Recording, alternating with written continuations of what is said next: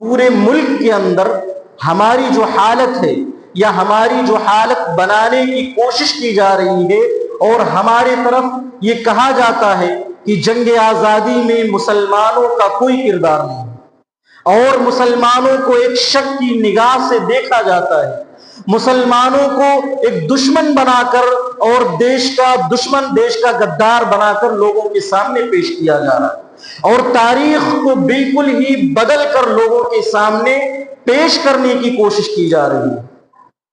حالانکہ جب ہم تاریخ اٹھا کر دیکھتے ہیں تو معلوم یہ ہوتا ہے کہ اس وطن عزیز کی آزادی کے لیے سب سے زیادہ اگر کسی نے قربانی دی ہے تو وہ مسلمانوں نے دی، اور مسلمانوں میں سب سے زیادہ اگر کسی نے قربانی دی ہے تو وہ جماعت اہل حدیث کے علماء نے دیا۔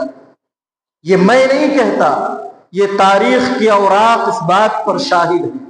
لیکن افسوس کی بات یہ ہے کہ ہمارے لوگوں کو اس چیز کا کوئی علم نہیں ہے، ہمارے لوگوں کو اس چیز کے بارے میں کوئی خبر نہیں ہے۔ یہ خبر کیوں نہیں ہے؟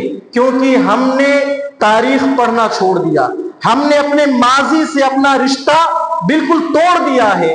اگر ہم اپنے ماضی کو یاد رکھتے، اگر ہم اپنے اسلاف سے، اپنے بزرگوں سے، اپنے آباء و اجداد سے اپنا رشتہ مضبوط رکھتے تو ہمیں معلوم ہوتا کہ ہمارے آباء و اجداد نے اس جنگ آزادی کے اندر کس طریقے سے اپنے جانوں کا نذرانہ پیش کیا۔ لوگ بڑی آسانی سے کہہ دیتے ہیں کہ جنگ آزادی میں مسلمانوں کا کوئی کردار نہیں۔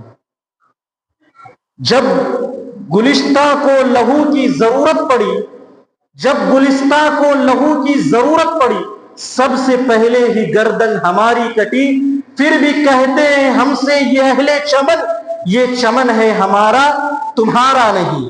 یہ بہت ہی آسانی کے ساتھ مسلمانوں کے اوپر الزام لگایا جاتا ہے۔